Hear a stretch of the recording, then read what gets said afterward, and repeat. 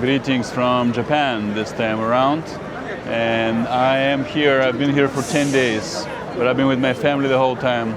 This is my first time on my own, and so I had to film. Even though I'm really tired, I've been walking 10 miles a day for 10 days straight and taking care of 2 kids and everything, but when you're in Japan, you have to film because it's so cool. One of my all-time favorite countries in the world. So I'm gonna turn the camera around, I'll comment as I go, but you'll be seeing Japan, not me, and here we go. What we have here is the Shinjuku train station, right outside of it, and that's a really large station. It has many sides, so I just chose a side, and I'm going to film. This is famous for a lot of neon, really, the most famous for that, but it is also one of the top tourist parts, and it's really crowded. I believe it has the busiest train station in the world. The crowds are outworldly if you're not used to Japan or Asia. There's a train going down there. I cannot really pretend to know the place that much. I've been to Shinjuku very briefly twice, so I'll be just going through and reacting. I know just little bits and pieces. I'll probably also change location at some point. Maybe I'll make it to Shibuya, I don't know. Trains don't run very late in Tokyo, actually. So because of that, I have to be careful that I can make it home without walking for 2 hours or taking a very expensive taxi. But I guess the taxi is not the end of the world. I like the way the train goes through there. That's like probably featured in a million cyberpunk animes. But what I really like is the liveliness, though it is over the top to the point where it's very tiring. So at first you come and you think, oh my God, look at how much is going on. Everything is so different, so modern. Another thing is it's extremely developed and extremely civilized, and I really love that part. But the crowdiness gets to me, and after some time, you think, you know, it is, what do you call it? It is basically like going to a rave or a festival every day, all day, and it's exhilarating. However, it also gets extremely tiring as the train's running every minute over there at the station. That's a cool shot. You see the movement is constant here, and even if there wasn't enough movement, there are all these millions of neon screens. It's, you know, in New York, I think Times Square was first, but this is like many times Times Square, many Times Squares. And so I don't know what day it is even because I'm traveling, so I've lost track. But it's a work day, it's not a Friday, it's around 9 p.m. So what you're seeing here is just kind of off rush hour, but you know, just 9 p.m. on a work day. It's that's what you see here in Shinjuku. Basically, it's constantly busy, really. I came earlier in the Sunday morning to show our boy the Godzilla head, which I think is around the corner, and it was also busy. You know, I don't know if it's ever not busy. Probably 5 a.m. is still busy again, but less. You see here is one of the main tourist areas,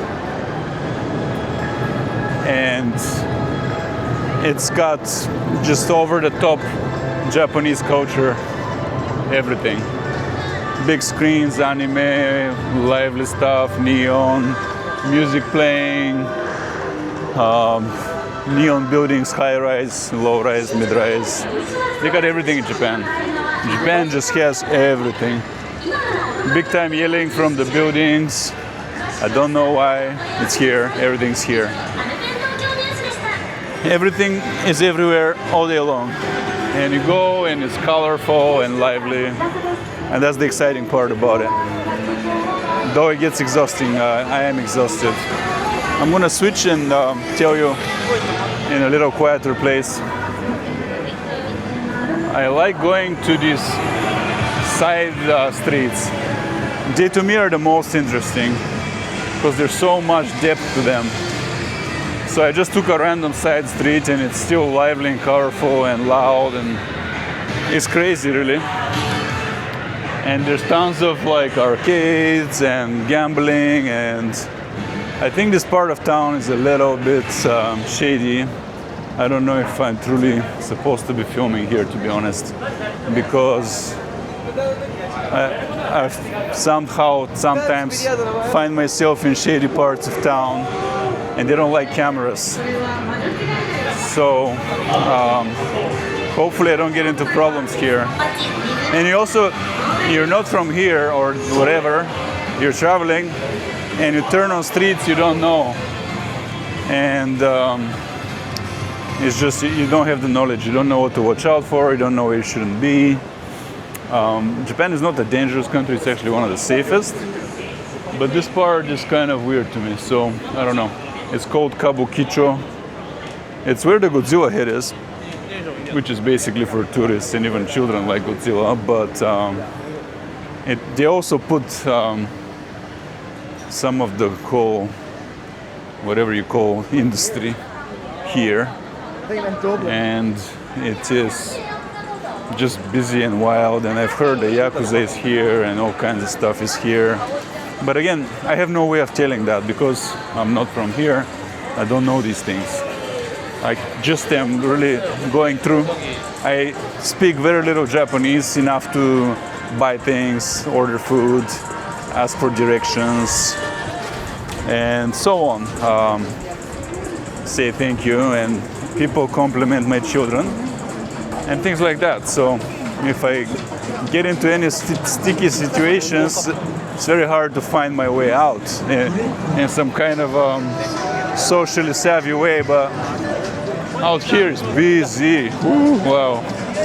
You see what I'm talking about? How every single day it looks like festival. I have no idea what the hell is going on here. They are holding signs. I don't know what they are. Some of them are like what they call girl bar, I think, which is kind of weird, but they have this thing where you go, you order a drink, and a girl comes to sit with you and keep you company. But they kind of keep it at that. So it's like if you're a single traveler, I guess you would do that, but it's like really expensive, especially here in Shinjuku. And so it's really kind of, to me, a pointless thing, but it's popular here, I think, because it's kind of a lonely culture with a huge amount of singles. And so it's like you're paying for a date, basically. You're paying to have someone next to you to talk to you and pretend they're interested in you while you're having a drink, instead of drinking alone as you are for the rest of your life or something like that. You know, that's my reading on it at least. But I know it's around me because they're holding such signs. And then you also have the opposite of men coming to keep the company. And I've seen them before when I was in Japan, previous time. The men, at least back then, the fashion was they always wore a suit. And they have kind of wavy, long hair. And it's the opposite, they call it the host. And it's the same thing, you know, like a lonely woman or a single woman goes and the man pretends to be interested in her for 2 hours. And then they both go home their own ways. So it's like, it's a peculiar thing. I don't know if it exists in any other country. But this is basically Shinjuku here. Everywhere I turn, I see millions of people. I don't know what none of them are doing really. It's interesting to me, you know, all the neon, all the lights, all the crowds. But it's all like I'm moving fast and it's moving fast and I don't speak the language, so I have no idea what's going on. I can't comment though on the food. For example, you just see countless and countless food options, more than ever. I've never seen that in any other city. They're everywhere, these food restaurants. Most of them are busy, really. And so there's endless demand for food. As you can see, the people are so many that it's actually often hard to get a seat. But it's like everywhere you peek, in every corner, in every alley, you'll find more food, more drinks. Like you see tiny little alley, there's stuff going on down there. Everywhere you go, there's something going on.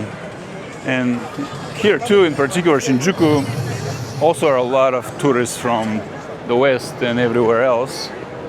So it feels like everybody's here and a lot of hustling is going on. Again, I've only spent like an hour or two just passing through. I've never actually been at night like this, so I have no idea what is happening. I'm making circles. I think I just came from there. Now I'm going this way. And here it goes. It's pretty crazy, honestly. It really is like festival level crowding. I've been to Las Vegas, I've been to New York, I've been to Hong Kong.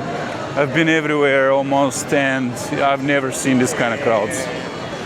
For like without major concert or festival or something like that. And this is just a weeknight, it's not even a Friday. And Tokyo does have that culture where they usually just live in tiny apartments, so they come out a lot. And in the end, they go back to their apartments where they just sleep, really. Because often they barely have a kitchen, barely have any room in their apartment outside of the bedroom. Just a tiny couch, a tiny table, a tiny kitchen, without even a proper oven often. Still costs quite a bit. It's an expensive city, but that's kind of how it is. And the other thing is, like, as I'm walking so fast, I am passing so many things that many of them are interesting, right? Like, everything in Japan is done very well, so the existence of all these little businesses, all the big stuff, whatever else, everything in there is actually done well and interesting, usually. But it's just so much that you have no clue what it all is. I know if I was fluent, if I lived here, I would start getting into things and then I would know better. But as you are passing through, it's very freaking difficult to know what all that is. And I'm gonna go into the most crowded street. This kind of walking zone continues, so it looks like I found a walking zone. I came out of this way. And you see it's blocked for cars. Over there is back to the station where the trains are running. And that walking zone continues, so I'm just gonna follow that. That's another thing, the city is absolutely wonderful for walking. You can walk infinitely. Near every station there exist walking zones. And often they connect and go to the neighborhoods and you can just keep walking and walking. Ultimately the city, the metropolis, has like 40 million people. Many cities have joined into one at this point, like from here to Yokohama or Kamakura, which are cities on their own. It's all developed metropolitan style, so it's an endless biggest city in the world, I think. Some metros technically in China are bigger, but I don't think they're continuous like here. Anyway, let's cross here, big crossing. So yeah, Shinjuku at night looks absolutely crazy. I have no idea what all these people are doing. I guess everyone has their own agenda. I see quite a bit of tourists. Some of them are Japanese who are just hanging out, which is kind of interesting. One thing that puts pressure on me right now is that the trains stop running at like 12:30, and that's only in 3.5 hours. So I don't have time to be too slow and film all that much. So what I'm gonna do is really keep walking. And because of that, it's hard for me to understand very much. And if I was to have time and slow down and do this for all night or all that, what I would do is I would watch the locals. Noise here.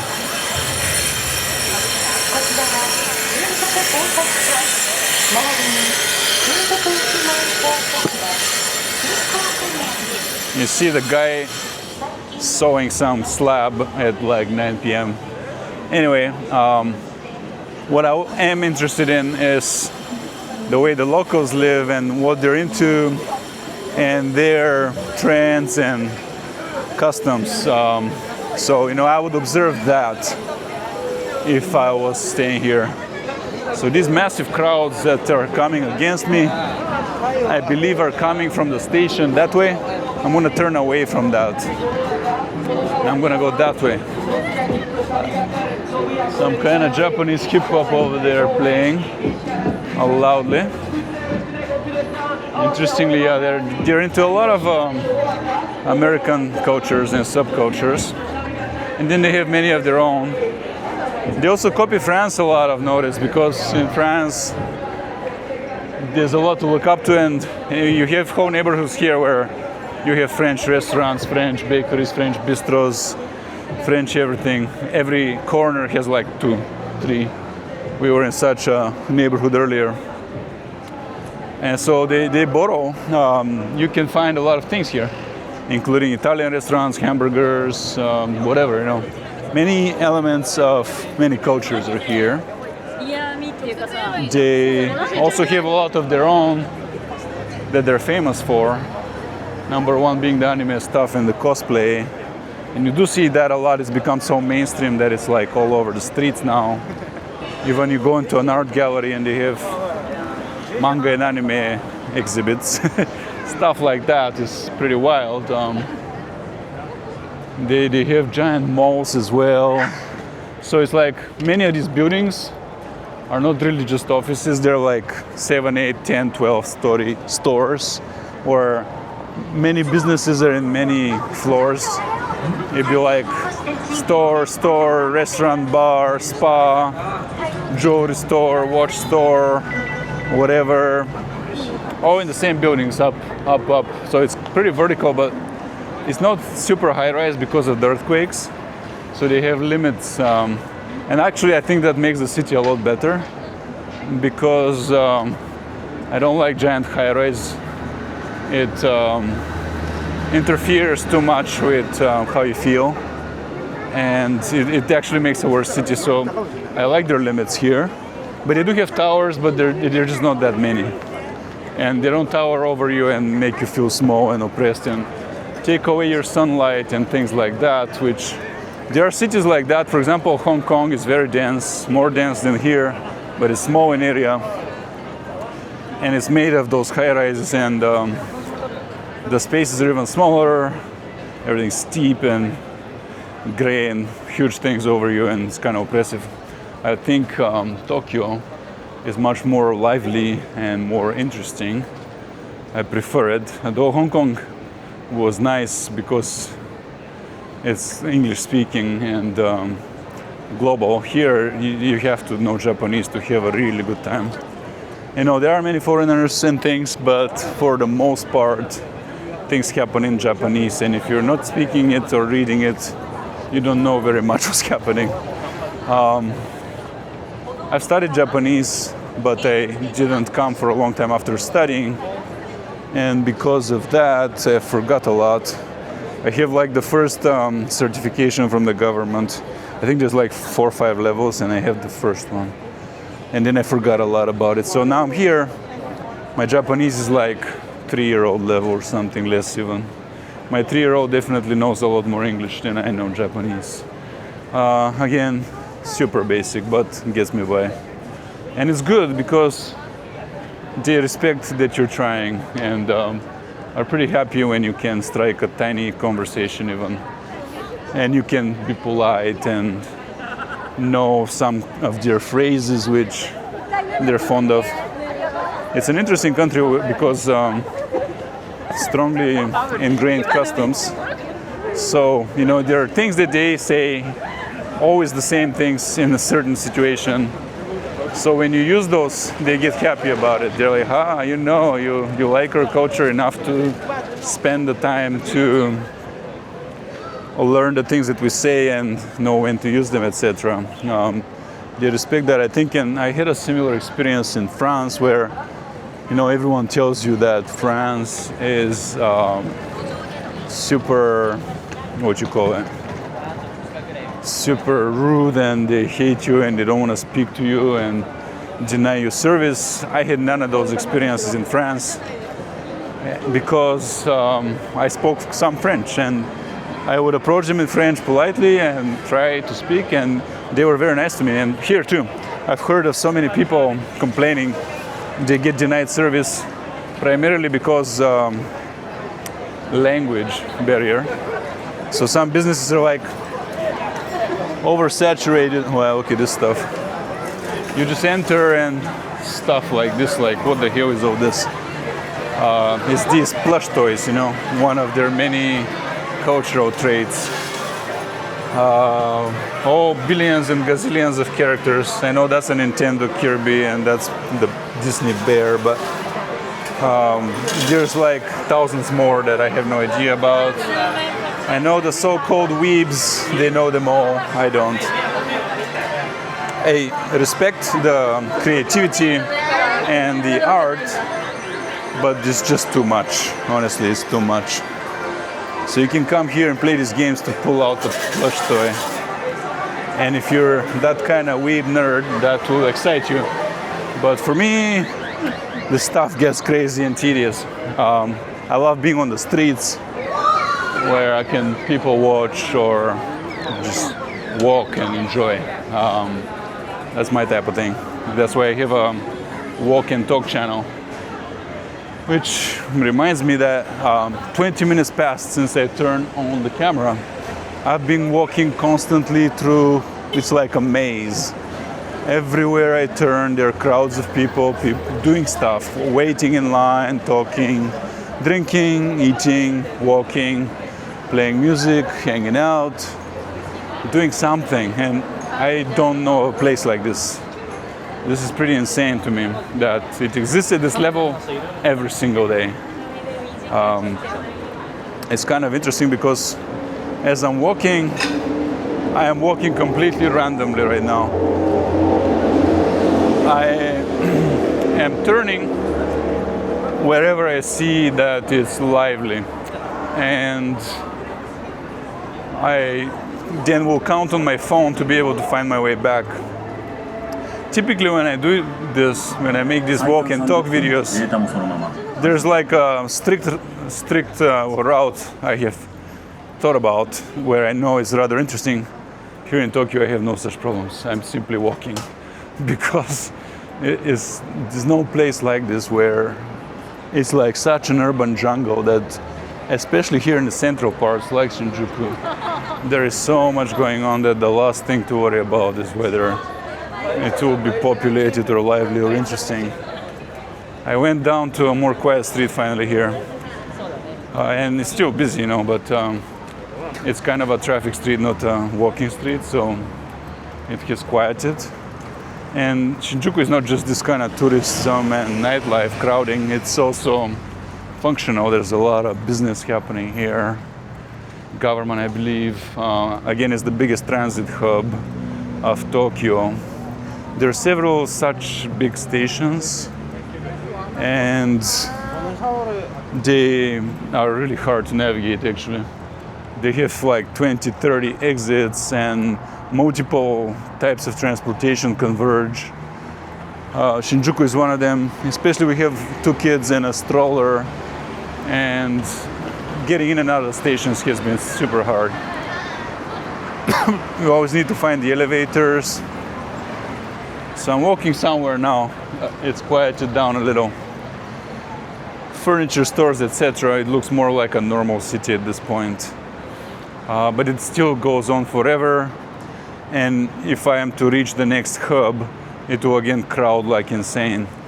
So I'm gonna check my map in a minute here and see exactly where to proceed. It will be quite interesting. Altogether, I haven't been in Tokyo out at night very much. I have, but not really thoroughly scouting it like now. But just the activity buzzing around me is very interesting.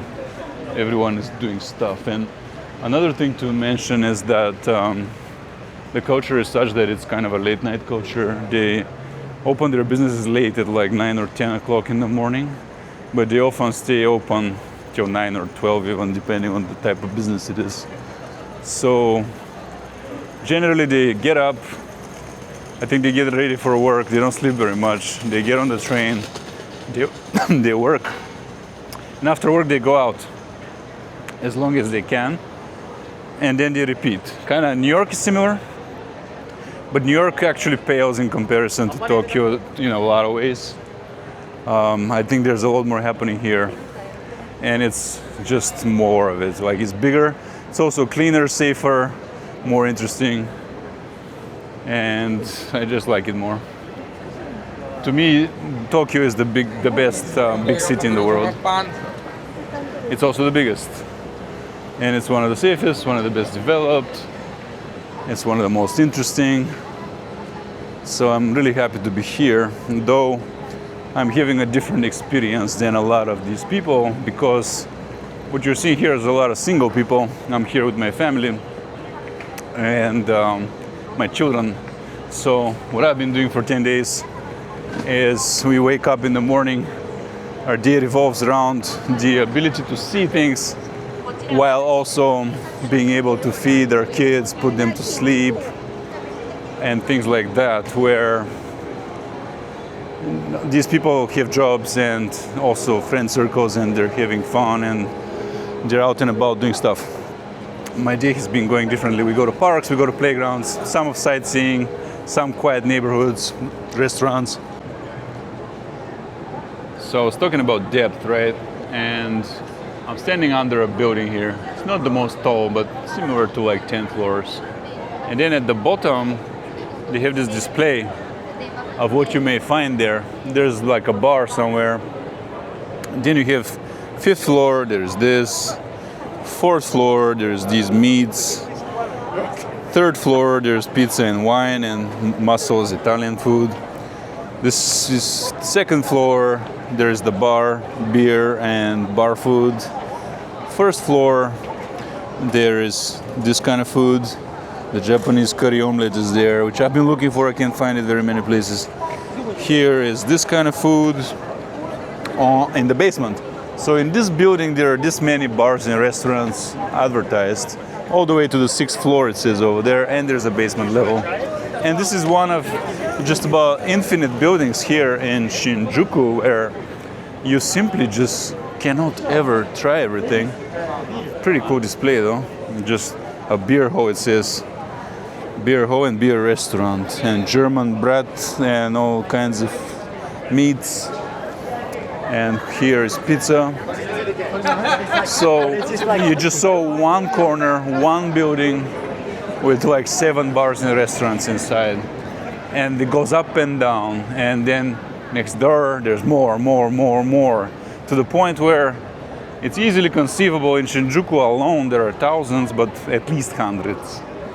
And I don't know who can ever kind of figure this place out, truly, because it's just that loaded. You cannot, like, if you're some kind of like city explorer, which is a fun thing to be, like you go to a place, you try to get the best experience, this will drive you insane. How can you get the best experience? Like, word of mouth, we don't speak the language, okay, you learn the language, you still have to somehow penetrate the society, right?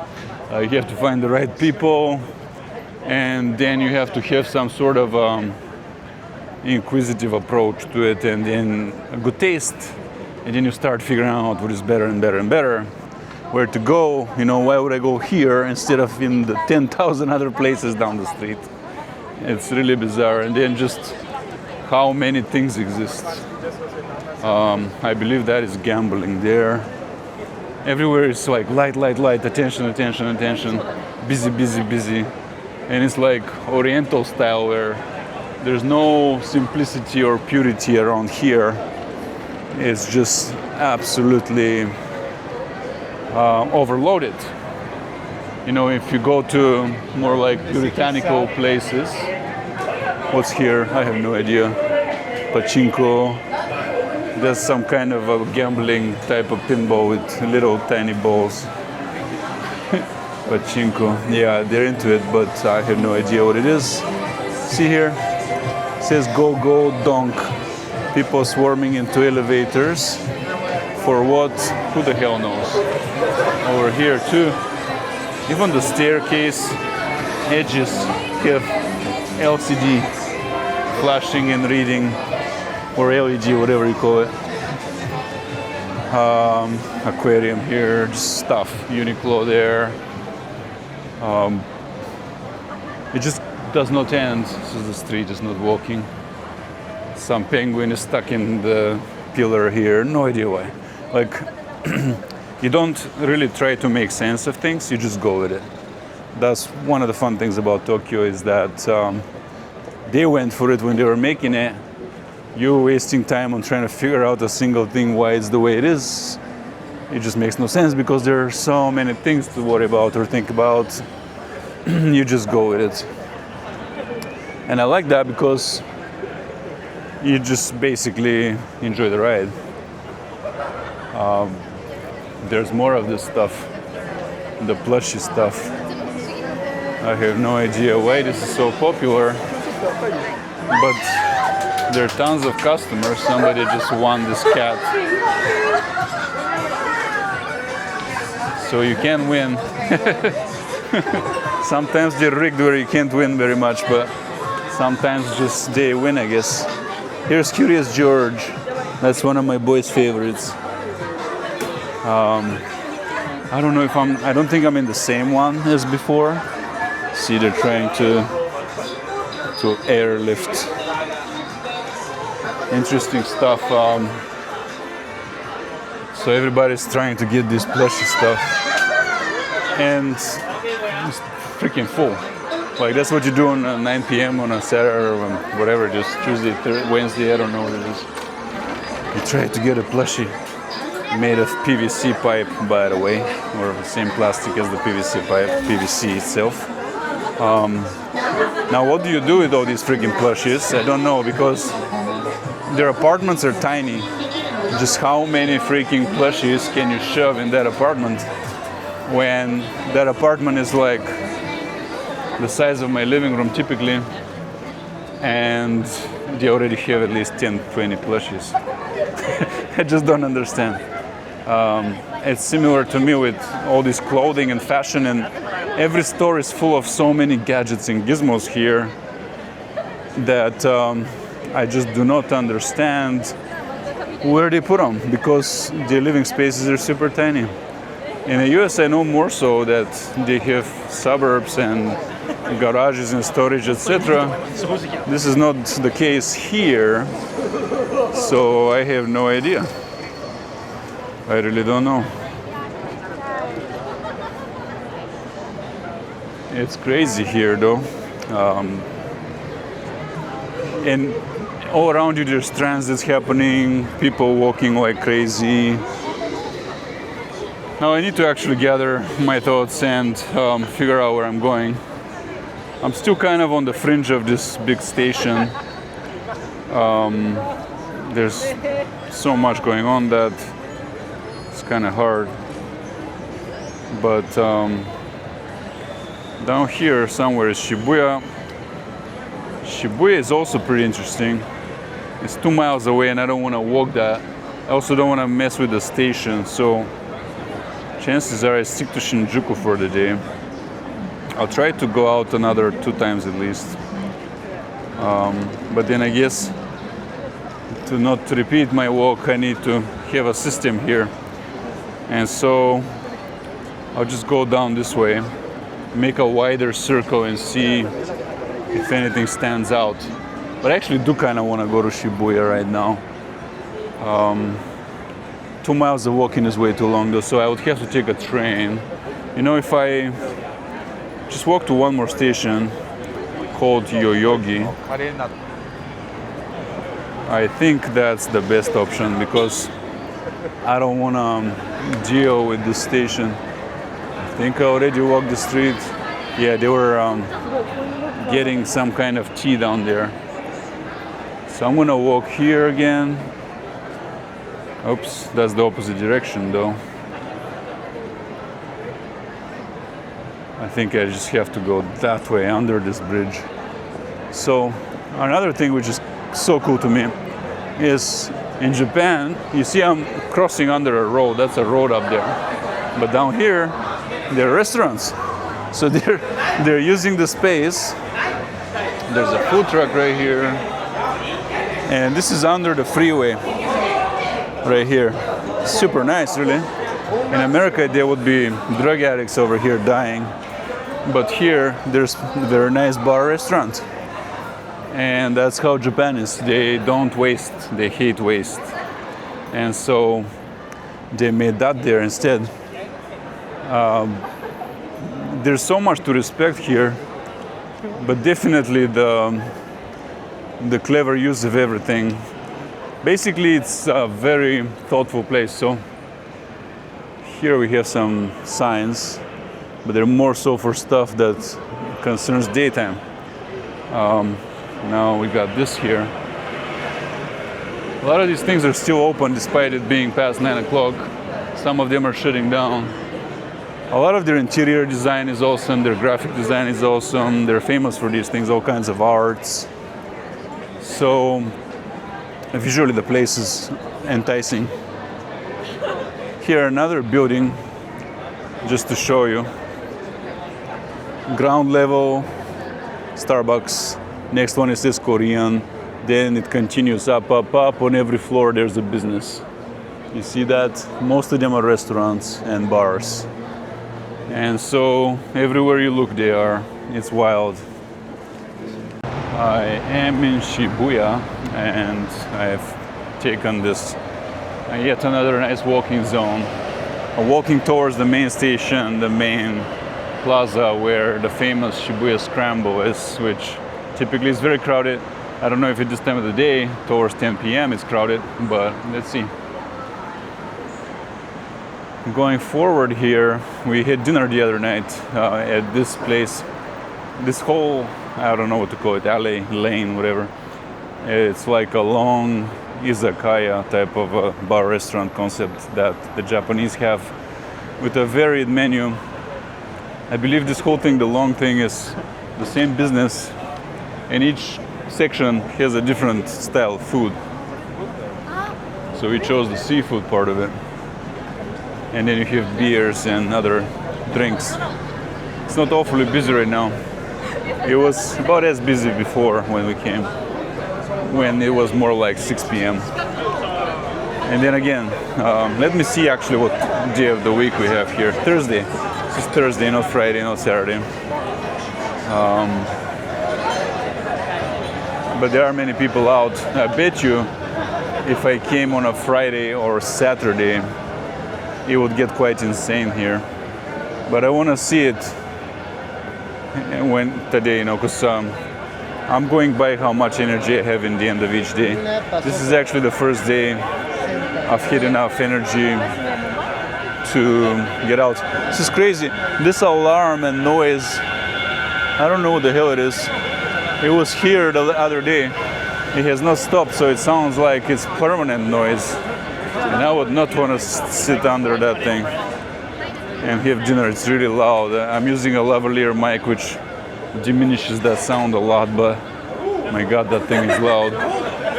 Anyway, just adding on to the sensory overload. Funny enough, I just peeked over here and you just see this underpass is popping with people down there in the distance. But I think if I go straight, I will be at the main part of this whole area, and then I'll walk it, the whole thing. I don't think it's as busy as Shinjuku or as it was when I came earlier in the evening the other day. So it seems like Shinjuku is by far the most crowded place at night.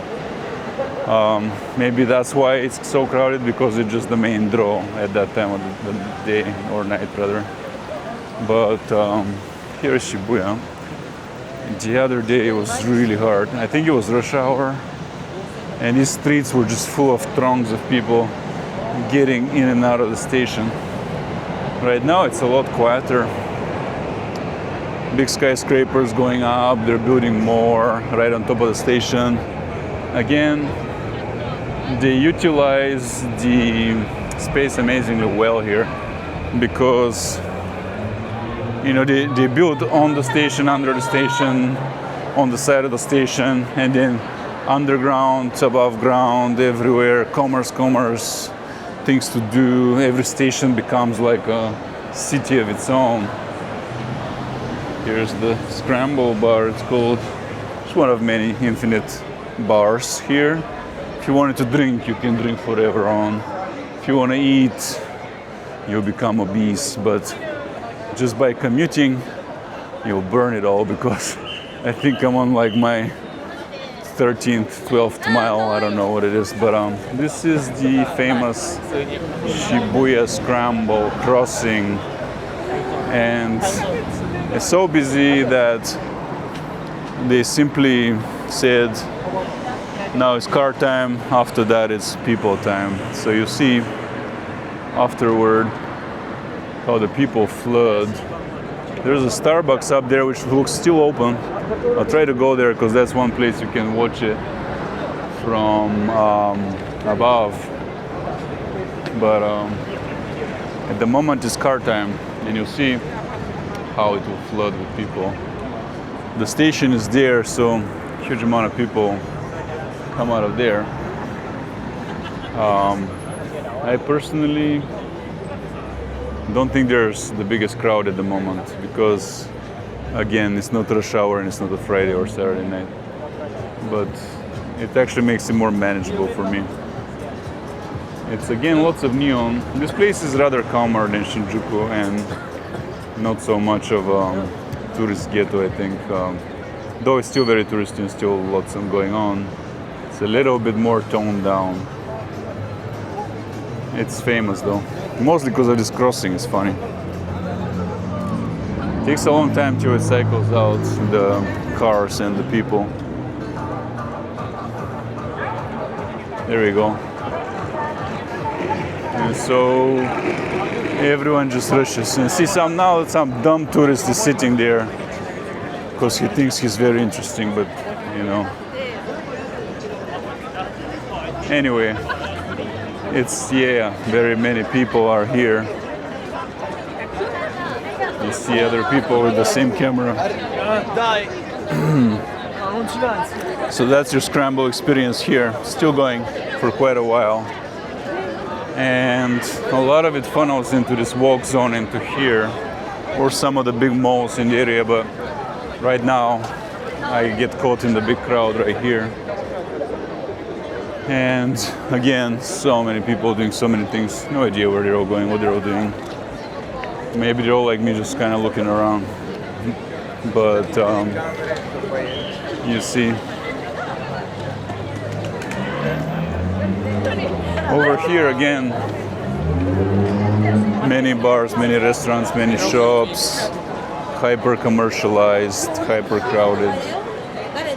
People eating, drinking. That's kind of the name of the game. People selling you stuff. Another one of these. So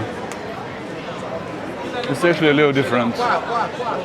That's where you get a random, you see these machines. Unfortunately, my boy has learned them. And when he sees them, he's like, I want a toy, I want a toy. So you try to find toys that he's familiar with. And then there's like a level of randomness. 1 out of 6 you'll get or something. So it's like rather surprising. And the kids love them.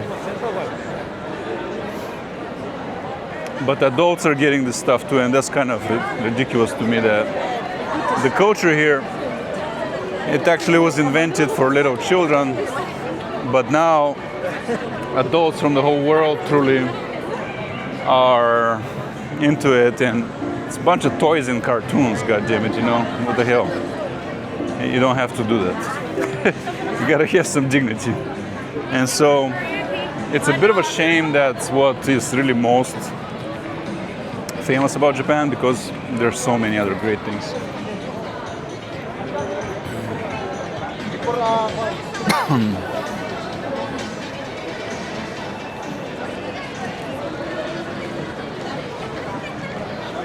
I'm starting to slow down because I'm so tired, and it's actually more fun, honestly, to go slower.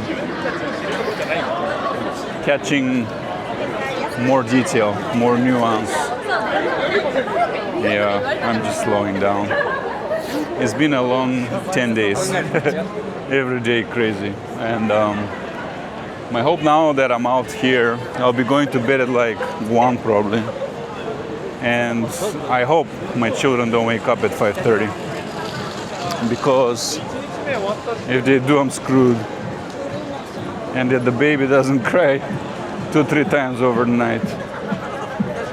Yeah, it's not easy, you know. It's like what I'm doing is tourism, you know. I'm not really working per se, but I am working my ass off actually, simply taking care of my family, planning everything, getting us through things, and we are filming a lot.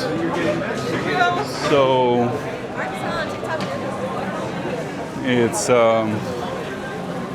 it's not easy one bit. Like, this is how we travel. We don't really vacation in the true sense of the word, where you're going to relax. I'm putting on like 12 miles, 13 miles a day. That's my vacation.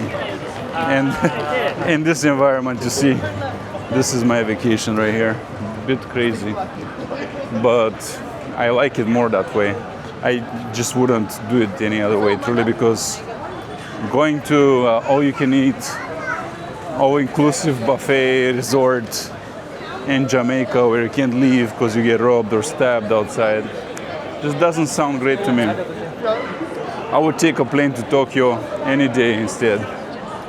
And I did. So now I get to experience this and tire myself out like crazy. This is pretty interesting. They're like drinking on the street corner there. So Shibuya is also an interesting place. I believe the locals like it more. Like Shinjuku is too much of a tourist ghetto or simply too crazy. And when people live here, especially kind of 20s, 30s people perhaps, college students, whoever, they'll prefer coming out here based on what I've heard. I don't know who goes to Shinjuku, but I did see a lot of tourists there. Here, I don't see as many. Big margin difference.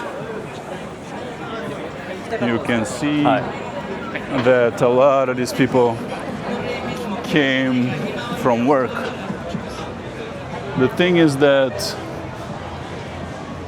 a lot of these establishments, they cater to people who want to drink a bunch or eat a bunch, and I'm not in any shape looking for that. I have had 1 beer today. I would have another, but I'm pressured by time, which is unfortunate because this is a great environment. But then again, I just don't know the language or anybody here. But I would stop and drink, and I probably will, just because I know I can see I've done it. Soak up the vibe a little more. But you see how it quiets down that way, and in different ways. But the scheme is usually you have a big station, and then you have a walking zone, which is hyper commercialized, and then some of the other intersections that have cars as well are hyper commercialized, and then it starts quieting down as you go towards the sides of it or the edges. And there are a bunch of those in Tokyo. Tokyo is so big that it has many downtowns, truly, based on what kind of experience you want. And it has, like, you know, the government and the financial district and the Imperial Palace, they're somewhere else. But when it comes to going out at night, I'm showing you the 2 top spots are Shinjuku and Shibuya. And I like them, you know. If I lived here, especially when I was younger, but even when you're older, there's a lot to do here. A lot of food, a lot of drinks, primarily. And entertainment and shopping for months and days and years, and it's just what it is. But after a while, this too will get old. It's dazzling. You can see how you live in this kind of daze where every day is like all this around you, like a theme park, all neon and crowds and people, and it's fun. But you would be in a daze, and then you can see how life will pass you by. And then I've heard from people I've known here that it's rough to obviously save any money. Prices are lower than the USA at the moment, but not by very much, while the incomes are substantially lower. So it's actually quite hard to make ends meet. You're not in poverty per se, but you do have a tiny apartment and you're probably saving nearly nothing. You have some sort of pension of some kind, I'm guessing, and you basically have to put in a lifetime of work to be able to retire with a little bit. And that whole time you're not really living large per se, but you're going out in this environment and spending all you've got. Cool architecture though, and just visually quite cool. It's like a spectacle just walking around often. At some point I'm guessing you get used to that and take it for granted like everything else. But as a newcomer or a tourist, you're like, wow. It has had that effect on me both times that I've been here. First time I stayed for nearly a month, and now I'm staying for about 2 weeks. I'm going out of Tokyo as well for a week, and then back to reality. But I like it so much here that I would probably live here if given a chance. Not exactly in Tokyo probably, but maybe in a smaller city like Kyoto or something. It's just really, really cool. I like it, and experiencing it daily would be amazing. Besides just the sheer coolness, exciting and entertaining, it's also just smart. Like if your children were here, growing here for a bit, or just exchange program for school, they would soak up a lot of culture and just be smart. Just all around you stuff. But one thing I gotta say is, you think of America as hyper-commercial, materialistic society. Oh my God, Asia is gone way beyond any notion of that America has. And it is not necessarily good because, again, that goes with certain decline and decadence. The birth rate goes down, people just grind, spend their life in a daze, consume. And you're seeing it out here, people just eating and drinking at the end of the day under neon screens and signs and LCDs. And is it all that great? Well, if I want to go out and have fun and just enjoy a night out, it's better than an American city by a lot. But if it comes down to having a house to raise your family, having a good job, having living space and living well, I could argue the USA is still number one. And I'm at least now in the stage of life where I have chosen to have the family, the children. And I couldn't imagine raising them in this environment. The guy over there spinning a ball. Some kind of street performer, I guess. But this is not an environment which predisposes you to choosing to have children. It's just exhausting.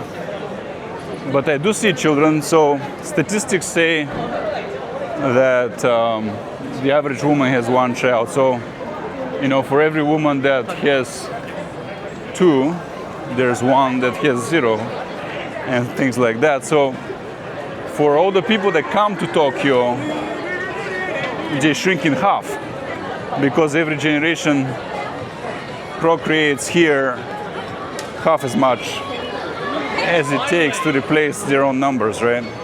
a couple has one child. And they call that a fertility grinder or shredder because you keep declining. Like you come here, you don't procreate. You live, you work, you drink, you eat, you consume. In the end, nothing's left of you. And you see how many people are right here? That means you're just like a little grain of sand, a flake in the wind. No one remembers anything of you. And yeah, half the people do procreate, statistically, but it's not enough.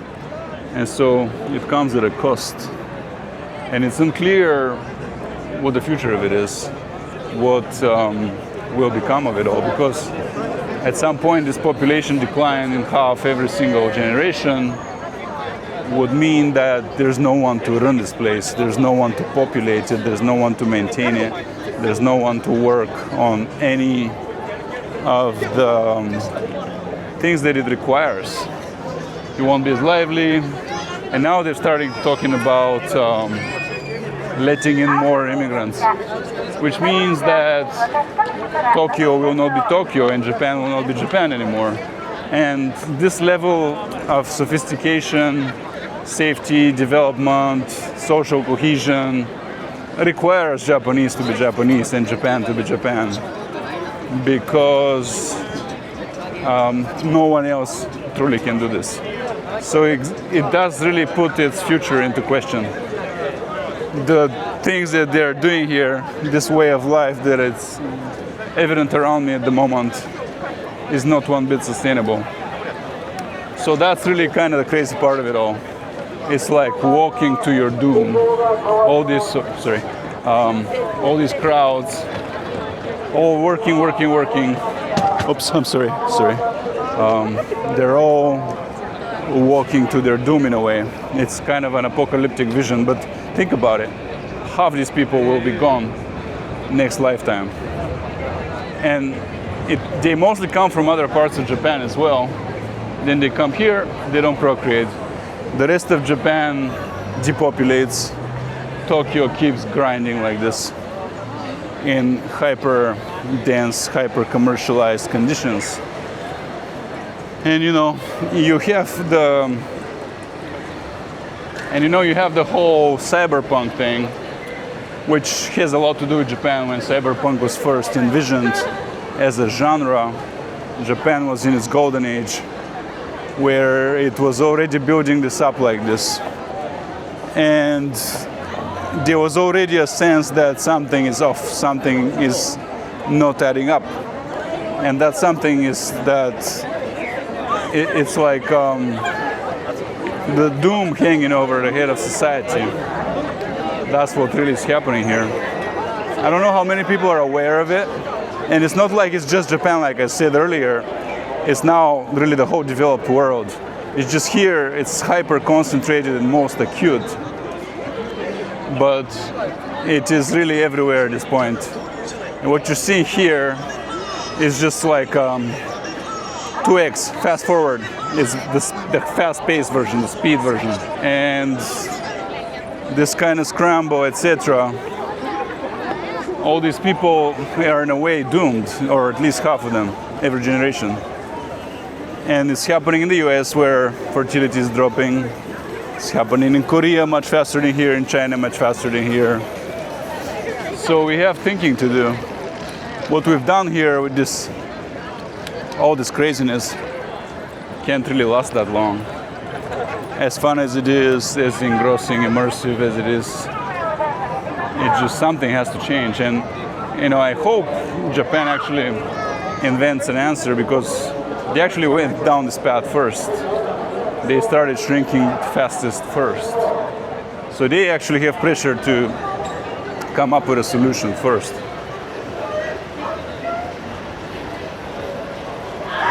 Up there is Starbucks. I'm gonna go to Starbucks. Starbucks, being from Seattle where I live, has the best real estate everywhere you go in the world. It's kind of amazing. Just the simple real estate portfolio that they have, they can sell off for like a century and still be in business. if they start tanking. But now I'm gonna go up here and go look at the crossing from here. They've changed up here. I used to come here before, and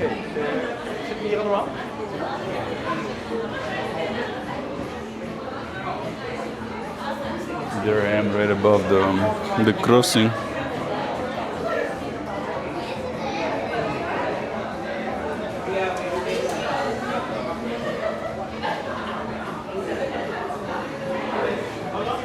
Soon we'll see the crossing happen.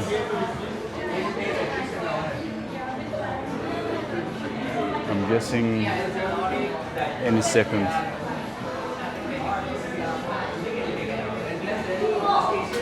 There. So you're seeing the crossing from above. Again, it's not very busy at the moment.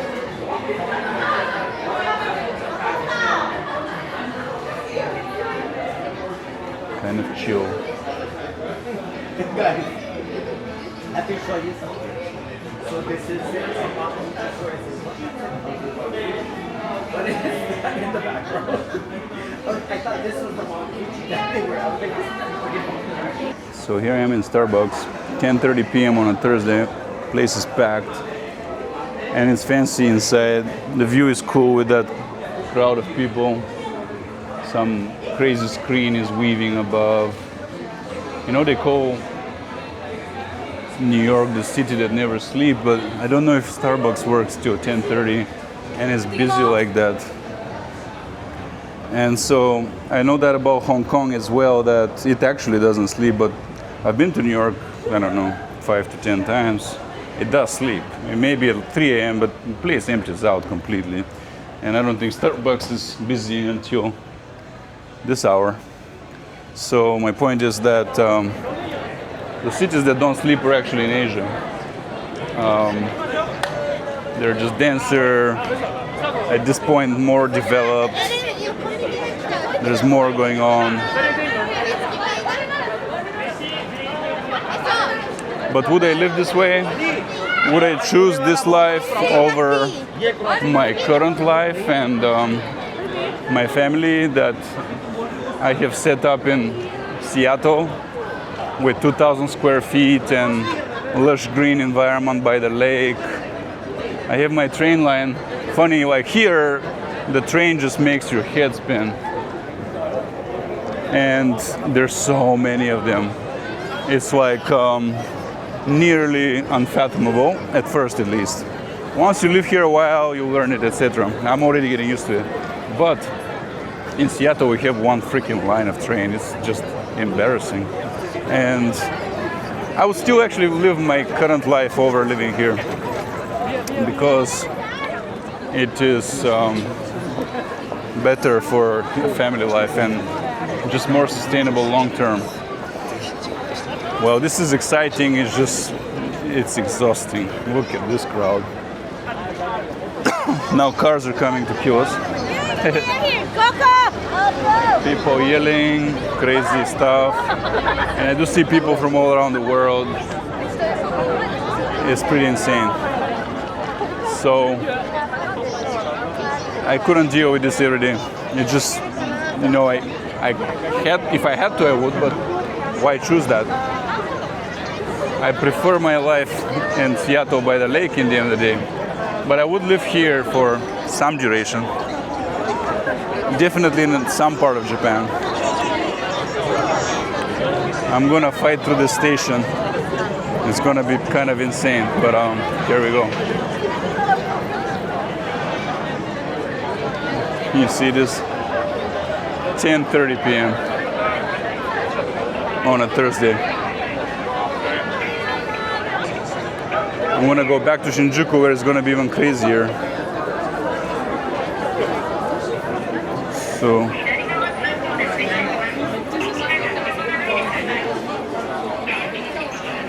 again, it starts making you really wonder, like, why are you putting yourself in these conditions? But you know, young people do.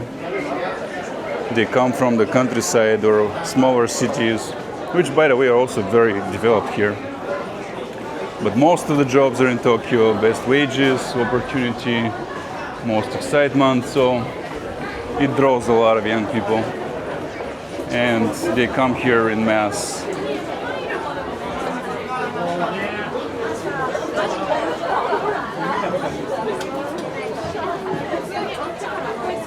Typically I'm really kind of claustrophobic in crowds, but here I manage. It's not as scary for some reason, they're just better behaved altogether. And no one is pushing, no one is shoving, no one is yelling. It's very civilized. I'm looking for the way back to Shinjuku. I just want to show you. And this station is under construction right now, so it's actually extra confusing. But I'm going by these letters. I think JY means JR Yamanote, yep. So 1 and 2 would mean each way. All right, I'm in. So 1, 2, JR Yamanote, follow the arrows. And then figure out which way goes to Shinjuku. It's not terribly hard, but it gets a lot harder with children and stroller, because you have to find these elevators, and there are many like levels, and that you have to keep hopping. So this says Shinagawa, etc. That says Shinjuku. Yeah, so I think I need number 1. So you see me now, though it was a big crowd, I did it rather easy, but with 2 children and strollers, elevators, it gets really tiring. You look sometimes for like 10 minutes to find the damn elevator. So here we are. They are building a lot here. Right there is the construction site, and a bunch of cranes were right over the station, still maximizing their space. A lot of people honestly are waiting here. The train is gonna get crowded this time around. And this is the Yamanote line. It's called JR Yamanote. It's actually above ground versus the what you call it, the subway. This one goes above ground, and it's a circle. It connects all the central locations in a circle. It's like a loop, and it's cool because it really gives you the quickest access sometimes, and you know you'll get there because it's round. Everything central is on it. So yeah, you see people waiting. This is a short line, so I'm gonna wait here.